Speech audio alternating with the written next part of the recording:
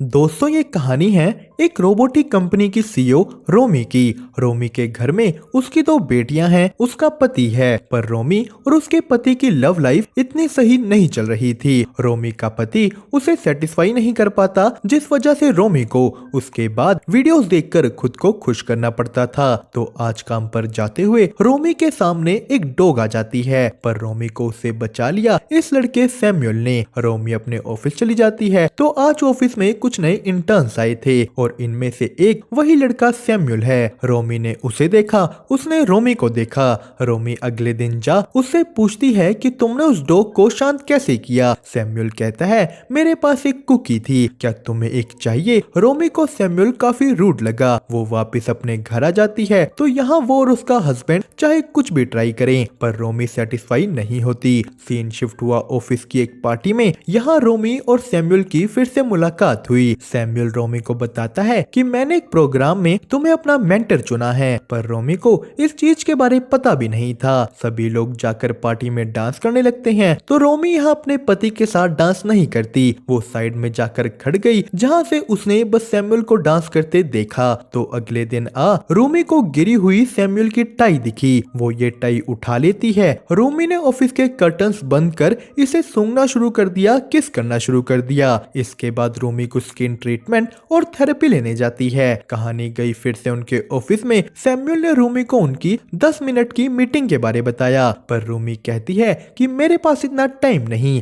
तो रोमी की असिस्टेंट ने उसे मना लिया कि अगर आप इस प्रोग्राम में हिस्सा लेंगी तो लोगों को पता लगेगा कि आप एक अच्छी लीडर हैं। रोमी मीटिंग में पहुंच गई। उसने कहा तुम्हारे पास बस 7 मिनट हैं। तो सैमुअल रोमी से उसके काम की स्टार्टिंग के बारे पूछने लग गया कि उसने ये सब कैसे स्टार्ट किया। रोमी अपने काम में काफी बोल्ड थी। इन्हीं बातों में रोमी पूछती है कि क्या मैं तुम्हें कोई पावर की भूखी सीईओ लगती हूँ। सैमुअल ने कहा नहीं, तुम तो वो हो जो ऑर्डर फॉलो करना चाहती है। रोमी ये सुन चौंक गई। वो अपना नंबर सैमुअल को दे जाने लगती है, पर सैमुअल ने उसे रोका कि रुको। वो रोमी के करीब जाने लगा तो रोमी ने भी आगे बढ़ उसे किस कर लिया, पर किस करने के बाद वो कहती है कि नहीं ये सब ठीक नहीं। सीन शिफ्ट होता है रोमी के घर में, जहाँ रात को उसने अपनी बेटी को किसी के साथ देखा। वो अगले दिन उससे पूछती है कि तुम तो किसी और को प्यार करती हो ना। तो उसकी बेटी ने कहा हाँ मैं प्यार तो किसी और को करती हूँ, कल तो बस मैं मजे ले रही थी। कहानी गई ऑफिस में।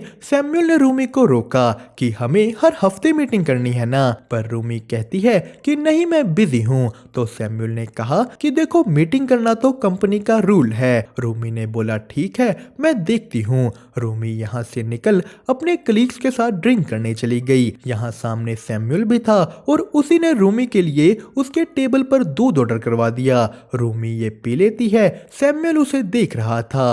वो जाते जाते रूमी को गुड गर्ल बोलकर गया। तो रूमी पहुंची अपने पति के थिएटर की एक पार्टी में। उसका पति थिएटर डायरेक्टर था, पर रूमी ने कहा कि मुझे जाना होगा, मुझे काम है। रूमी अपने ऑफिस पहुंची। यहाँ एक नोट पड़ा था जिसमें एक होटल का एड्रेस है। रूमी अगले दिन उस होटल में पहुंच गई, पर यहाँ कोई भी नहीं। थोड़े टाइम बाद यहाँ सैमुअल आता है।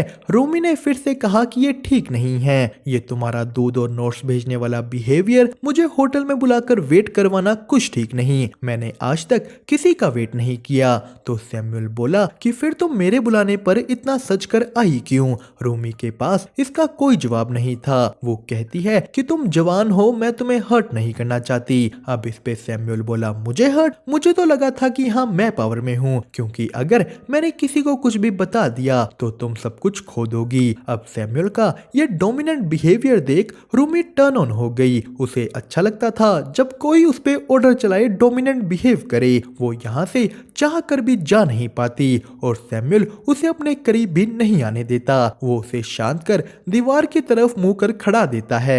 सैमुअल ने कहा अपने कपड़े उतारो, पर रूमी नहीं मानती। तो सैमुअल उसे अपने पास बुलाता है। उसने कहा अपने दोनों पैरों और हाथों के बल बैठो। रूमी उसका ऑर्डर मान ऐसा ही करती है। सैमुअल ने रूमी को एक टॉफी दी और रूमी उस उस टॉफी को एक डॉग की तरह खाने लगी। सैमुअल रोमी को एक डॉग की तरह सहलाना शुरू कर देता है। उसने उसे नीचे लेटाकर टच किया और आज यहाँ जिंदगी में पहली बार रोमी सेटिस्फाई हो पाई। वो इस चीज से इतनी खुश थी कि रोमी जोर जोर से रोने लगी। सैमुअल उसे शांत करता है और इसी के साथ उनका ये अफेयर शुरू हुआ। वो दोनों ऑफिस में छुप छुप कर भी एक दूसरे को मिलने लगे। धीरे धीरे सब बढ़ता रहा। सैमुअल रोमी को अपनी एक स्लेव की तरह ट्रीट करता था और उसे ऐसे अच्छा लगता। पर एक दिन सैमुअल लैपटॉप देने के बहाने रोमी के घर आ गया। रोमी ये चीज देख चौंक गई तो उसके घर वाले सैमुअल को अपने साथ हाइकिंग पर ले चलते हैं। यहाँ रोमी ने उसे देखा। वो सैमुअल को अपनी फैमिली के साथ देख डर गई थी। उसने कहा कि मेरे लिए मेरी फैमिली ही सब कुछ है, तो तुम उनसे दूर रहोगे। तुम कभी भी अब मेरे घर में नहीं आ सकते। यहाँ रोमी उसका और सैमुअल का अफेयर भी खत्म करने को कहती है। अब इस चीज से सैमुअल गुस्सा हो गया। वो अगले दिन रोमी को ऑफिस की छत पर बुरा साफ कह देता है कि अगर तुमने ये खत्म ही करना है तो अब मैं अपना डिपार्टमेंट भी चेंज करवा लेता हूँ। तो इस बात से रोमी डर गई कि अगर सैमुअल ने ऐसा कुछ किया तो कंपनी वाले उस पे भी सवाल उठाएंगे और अगर किसी को भी कुछ पता लग गया तो रोमी सब कुछ खो देगी। रोमी को इस बात की टेंशन हो जाती है और तभी रात को जब उसका पति उसके पास आने लगा, रोमी का सारा गुस्सा उस पर उतर गया। वो कह देती है कि तुमने मुझे आज तक कभी भी सेटिस्फाई नहीं किया। रोमी यहाँ से उठकर सैमुअल के बार में गई जहाँ वो काम करता था, पर सैमुअल यहाँ उसे बाहर जाने को कहलवा देता है। तो अगले दिन रोमी के पति ने भी पूछा कि क्या तुम कल रात सीरियस थी? रोमी कहती है नहीं नहीं, ऐसा कुछ भी नहीं। सीन शिफ्ट हुआ उनके ऑफिस में। रोमी काफी डरी हुई थी।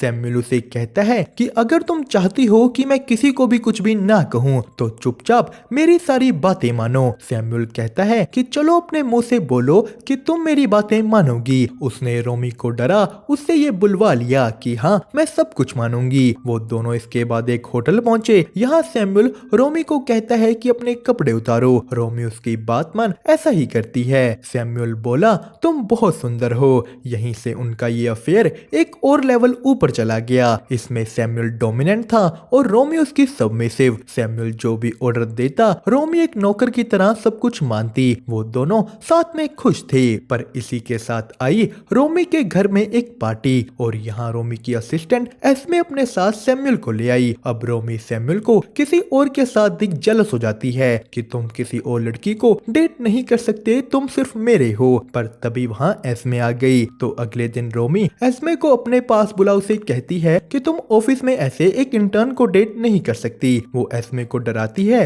कि अगर तुम ऐसा करोगी तो तुम्हारा प्रमोशन रुक जाएगा। सीन शिफ्ट हुआ रात पर। रोमी अपने घर काम का बहाना लगा। सैमुअल की बताई एक पार्टी में पहुंच गई। यहाँ बहुत ही ज्यादा भीड़ थी। रोमी भी ऐसी जगह पर पहली बार आई है। उसने किसी तरह सैमुअल को ढूंढा। वो दोनों खुलकर डांस करने लगे। दोनों थक कर जा एक कोने में लेट गए। रोमी सैमुअल से पूछती है कि क्या तुम उसके साथ भी ऐसा ही करते हो जैसा मेरे साथ करते हो? सैमुअल ने कहा नहीं, ये बस मैं तुम्हारे साथ ही करता हूँ। तो यहीं अगले दिन एस्मे रोमी के घर आ गई। वो उसे साफ साफ धमकी देती है कि या तो अब तुम मेरा रुका हुआ प्रमोशन पूरा करवा दो या मैं तुम्हारे और सैमुअल के बारे सबको बता दूंगी। वो कहती है कि तुम्हें अभी के अभी सैमुअल के साथ ये सब भी बंद करना होगा। तो रोमी ये सब सोच टेंशन में पड़ गई। वो इसी टेंशन में सब कुछ अपने पति को बता देती है कि मुझे बचपन से ही डार्क डिस्कस्टिंग थॉट्स आते थे। मैं जितना भी चाहूँ उनको कंट्रोल नहीं कर पाती। मैं हमेशा से ही कुछ चीजें करना चाहती थी, अपनी फैंटेसीज पूरी करना चाहती थी, पर तुम्हें उनमें इंटरेस्ट नहीं था और तभी मुझे वो मिला। अब किसी और आदमी का नाम सुन रोमी का पति टूट जाता है कि उसकी पत्नी ने उसे धोखा दिया। रोमी बताती है कि मुझे सब कुछ खतरे में डालकर उसके साथ रिस्क लेने में मजा आता था, पर अब वो सब कुछ रिग्रेट कर रही है। वो अपने पति को कहने लगी कि मैं तुम्हें ही प्यार करती हूँ। तो उसका पति ये सब बातें सुन बहुत गुस्सा हो गया था। वो रोमी को कहता है कि इस घर से निकल जाओ। रोमी यहाँ से निकल रोते रोते अपने दूसरे घर में चली गई और वहीं आ जाता है सैमुअल। रोमी उसे कहती है कि यहाँ से जाओ। तो सैमुअल ने उसे पूल में खींच लिया। वो दोनों यहाँ फिर से शुरू हो जाते हैं। दोनों अंदर घर में चले गए और तभी वहाँ आ गया रोमी का पति जेकब। वो रोमी को कहता है कि तुम यहाँ से जाओ। रोमी के पति और सैमुअल के बीच हाथापाई हो गई। दोनों लड़ लड़ा कर शांत हो जाते हैं। जेकब ने सैमुअल को कहा कि मेरी पत्नी ने तुम्हें यूज किया है। उसने तुम्हें